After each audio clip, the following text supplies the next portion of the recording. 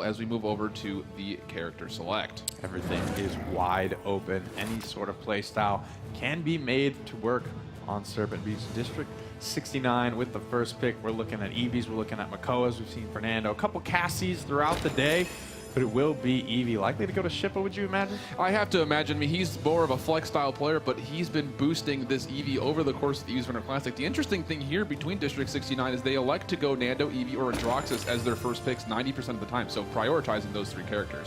Cassie, Fernando will be the locks for Black Dragons. Cassie has gone, I feel like, in the top three, never really first too often, but a lot of times in the top three. The international teams in particular favoring this pickup a lot, but that's going to leave some power picks for District 69. Black Dragons, with that Fernando Makoa on the table, they elect to just kind of let it go, though, by the wayside. It's not really worth so much today. Yeah, and a lot of that comes down to, as you look at the Eevee, we mentioned that Skullist has been doing a very successful job playing that character, so you need to find a pick where one of your bigger carries, as far as damage dealing goes, needs to find something to play. So they're probably going to put him, I'd say likely on Cassie, but a Buck comes out as well. That's a very viable option and a really good pick, I think. Yeah, taking that away from Elven Path, going to force him into some, you know, uncomfortable, I don't know if I would say that situations here, but the big thing is oftentimes when he's not on this Buck, he's still shifted into an aggressive frontliner, and where does this leave Unbelievable in the mix? Yeah, that's kind of the question, as you would figure he's likely going to play the Makoa, Unbelievable might,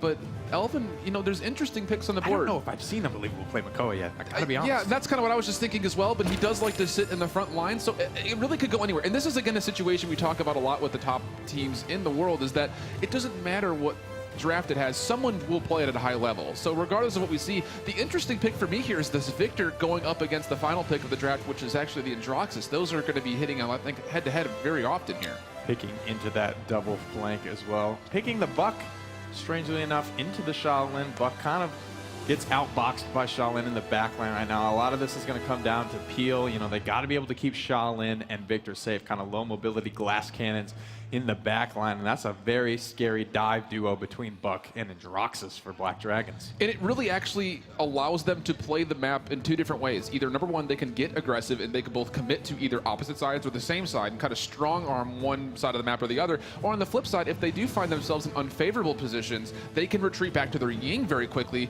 Those illusions that are placed up are essentially big stationary healing totems for all intents and purposes, and that's going to be really key as far as keeping the sustainability of the team, you know, relatively healthy. Absolutely here. The comps are set on paper. Alan, who you liking? Man, it's just it's tough to choose. You know, I have to go with District 69 based on the comps, and it looks like, in fact, we will see Unbelievable. And that's really the question mark, is who's going to play the Makoa. So as we look at D69, Perdue will actually be playing the Victor, Sheepa on the Eevee, Unbelievable on Makoa, Elven Path playing the support on Maldamba, and Jera will be playing Shaolin. For Black Dragons, BZ going to be on Androxus, Pings on Cassie Flame, Zito on Ying, Skullist on Buck this time, Butter on Fernando. Both teams clashing up on the high ground, vying for control. First blood, though, going to go to Gera. Like we mentioned, toe-to-toe with that Buck. Shaolin's going to come out on top almost every time. Oh my goodness, and such great healing actually coming out of the Maldamba to keep Shaolin alive, able to sustain and get a little extra damage, and that trade is going in favor of District 69, but the key here is the point is actually in favor of Black Dragons. Shippa all by himself. Support going to fall as well. Elven Path on that Maldamba takes a spill. That's going to be a very staggered respawn right now, moving north of 50%. Black Dragons need to capitalize on, so they need to zone District 69. And they're getting there just a little bit late, but this actually might be beneficial, as Fernando is going to go unchecked around the backside, and if he can get around the outside, he might be able to do a lot of damage coming down. The Cassie's doing such a good job of putting in damage right in front as well. 93% Black Dragons looking like they might dethrone District 69, the reigning land champions right now. D69 finding a pick in this engagement. There's two. Shippa needing to go big here, trading out continuously 1-for-1. We are in overtime here, but Gera making a stabilization play for District 69. Oh, careful, Fernando. You don't want to be there without your team. If he falls here, it's going to be very dangerous. There's going to be no frontliner, and he falls. A misplay from Butter. That's really big, and now Buck is actually committing. Why are we doing this? You're going to stagger yourselves. Now, need to be careful about that. Giving District 69 the window. We know they're going to be able to exploit that 33%. It's a long climb back to the top for District 69. Black Dragons Taking your advice, Alan, holding off here, grouping up on the high ground, but Butter goes down again. There's just no damage to help out the Fernando. This is really big misplays time and time again.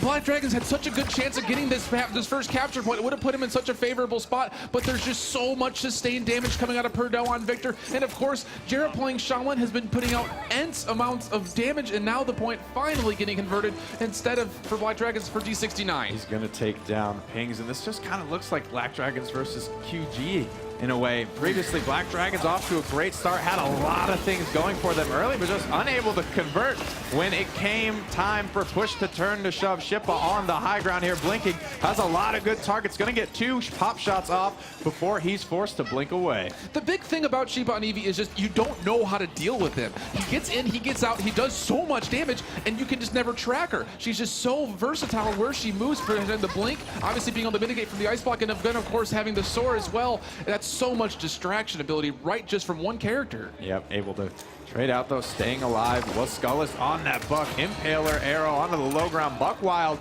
coming out as well. Gonna look for some kills. Scout just to make sure Pings knows exactly where Gara is. Gara's not really concerned with it though. Illusory Rift is gonna come out from Black Dragons to keep them all topped off, but all intents and purposes, this is a good hold coming out from Black Dragons thus far. They've already killed a minute of time before this payload gets to the overtime marker, and it's barely left about a third of the way away from that neutral capture point. This is a very good point. They have yet to move this, District 69 has, but still these kills are just continuing to build, and that's going to lead to more credits later on. Gotta be careful isolating yourself against Shippa. Already finds 2 in this engagement. Get District 69 rolling. The momentum currently on their side with a minute remaining.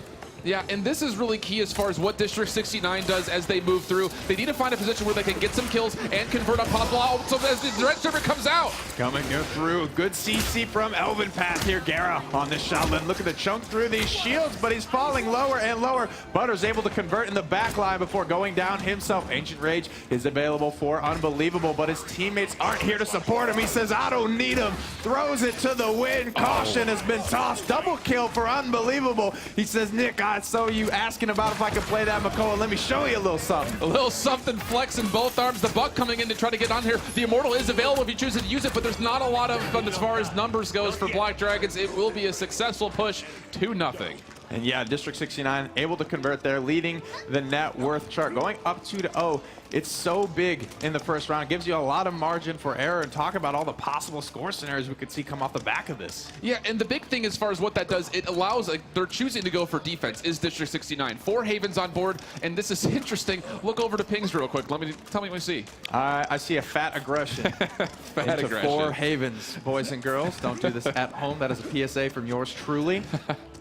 The big thing is, you know, maybe a misclick. I don't know. We'll give him better for the doubt. But besides that fact, the itemization is just too much in favor as far as the focus out of what itemization is coming online for District 69. It's going to make this third point, or second point, as far as capturing goes, go that much more in their favor. They're going to be able to sit on point a little bit longer because of it. Nice hook to open things up here. Butter's just going to dive off the high ground. A cursed arm into Ice Storm here on the high ground, but not a lot getting done for BZ right now. No kills yet, falling in the engagement until Shippa shuts me up and finds 1. Indeed, it's a 1-for-1 though, so all things said and done, it is still an even fight, even though the payload is in favor of capture point towards District 69. Purdue actually electing as the victor to stay right there with no front line with them, and they're still getting a lot of damage. The Dimensional Link saves the Ying, but things still going very much in favor of District 69. 100 HP left for the fleeing Shippa right now. He needs to be careful getting chased out. Pings on the high ground though. Nice peel from Gara to be able to impale him to the wall, cleaning him up. Shippa stayed alive and is now coming to have another impact on this fight. Butter falls again. Butter falling a lot of times isolated and alone. Yeah, it's just, I don't know where the communication is. That's where I'm really struggling as far as, it just does not seem clear as far as what is the objective of the team at any given point in time. Butter's trying to say, let's go, but let's not, because Dread Serpent's right on top of the point to try to convert this at 99%. And that's nothing against Black Dragons. They're 99%. They were forced to get on, heading straight into Elvin past Dread Serpent there. Immortal's gonna buy some time. Black Dragon's looking to swing it back their way, and Paler Arrow Stun is gonna be good onto BZ on the high ground here. Gara needs one more to find that, but we are sitting on overtime. Buckwild has just been popped. Oh, but what a great planet, able to get a lot of damage done, finding one kill with the help of pings. Skullist on the Buckwild does able to get a kill. Jared with a little delayed double, make that delayed triple. A great shot from distance, and he's looking for more damage with the help of the Makoa. Fernando again by himself, falling very low. Pop, pop, pop goes the Desert Wind, putting out the self-appointed Knight. Another payload captured for D69 with the chance to close it out. And they're looking to do that so very strongly. If you take a look just at the KDs real quick, Jared's 21, 4, and 7. Are you kidding me? That's Yikes. ridiculous. On a 10 streak, Sheepa's on an 11 streak. It just goes to show that these damage dealers are going completely unchecked. Yep, Skullist and BZ struggling to get into District 69's backline right now. Heat Haze available, just gonna head straight down into the planet, shredding through that. Fernando Shiba poked out very low as he is vulnerable during that ability. Ancient Rage gonna come out on the front line, unbelievable. Can't get a lot done, a bit of a missed shell spin there. The hook's gonna be good though. He's looking to clean up pings, and he will. Absolutely, looking for more on top of that as he's got two in front of him with the health pool very low. Dimensional Link will save the Ying, so Flomzito able to get that conversion on the kill. And it's a nice stall here from Black Dragons. They absolutely need to find some pressure though. It's still over a minute and a half until overtime gets here. Yep, I'd like to see Black Dragons try and hold this defense without popping too many ultimates. Focus on getting those charged up. BZ under pressure from Shippa, who is soaring over the doorway, finds one, feeds the reversal, but absorbs it with an ice block of his own. 1v1, Shippa could lose this. Shippa getting soloed after feeling like he was in control of that one. Highlight for BZ right there, the sub coming in, not even on a prior team. They pick him up to bring him to Worlds, and he shows up against one of the best DPs in the world in that 1v1. 1 minute remaining on the payload push. Skullist pulls it to a really rough spot.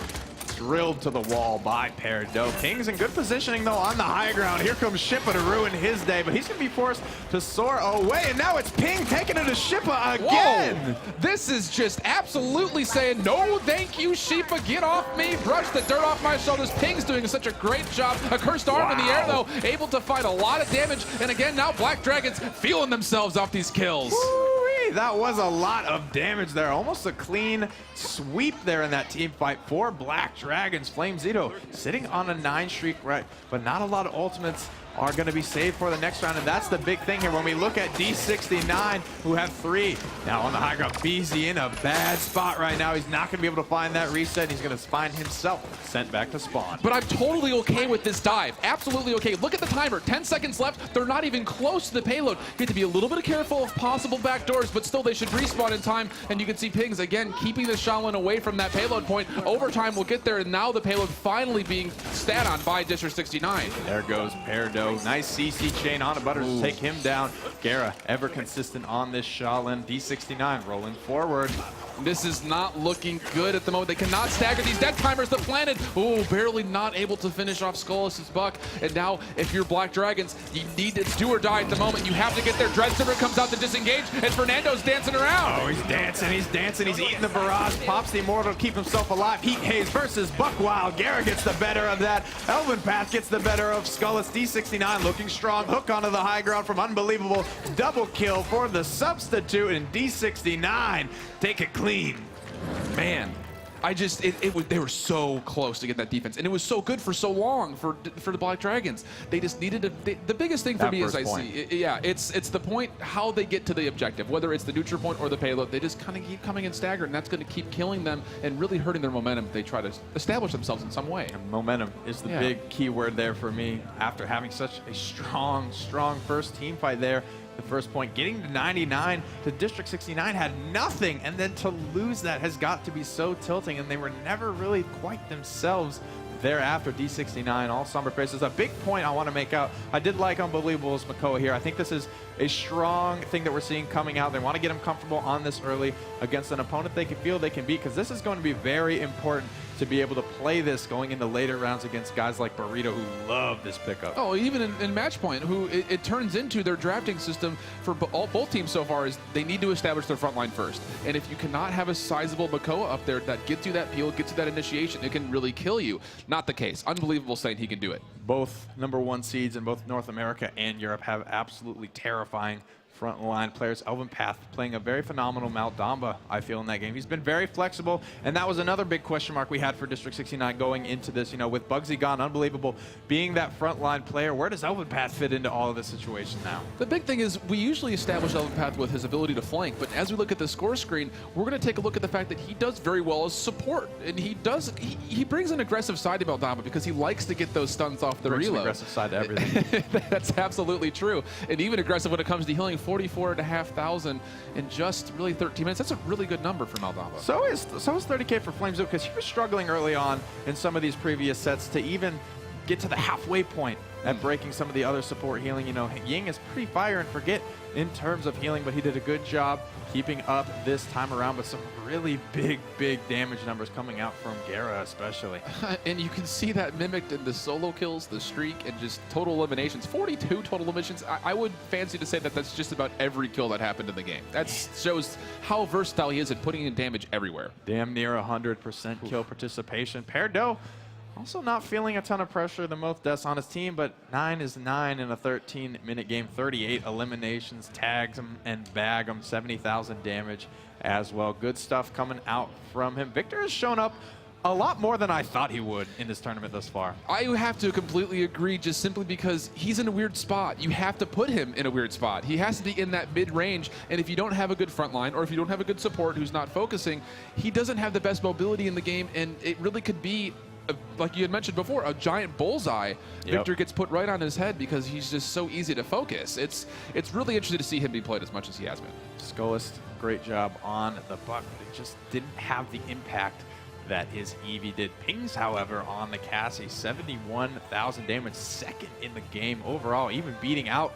Perdo despite having 3 more deaths. It's a good sign for Black Dragons that when Skullist isn't on his Eevee, his impact champion there is someone else that they can lean on. Yeah, and the interesting thing again, you know, Black Dragons not be able to come to the field with their full roster. Marquezine plays a really good Bomb King we saw throughout the EV's Winter Classic, not able to get here. Zero was their main tank / support. He had kind of bounced between both of those, also not here. And like we mentioned, Butter, who actually qualified with the team earlier, comes back, and BZ, who is the pickup, has been doing rather well. It's just there's cohesion problems between them. But the highlight has to be for sure Pings and Skullist have been doing such a great job with these damage characters. Cohesion, a big factor here. Butter, I think especially we talked about a lot of times just going down by himself, putting him in situations where he was isolated, where I just feel he didn't need to, especially during that 99 on the first point. He really just seemed kind of flustered, like he really wanted to get on there. He feels like that's where he had to be for his team.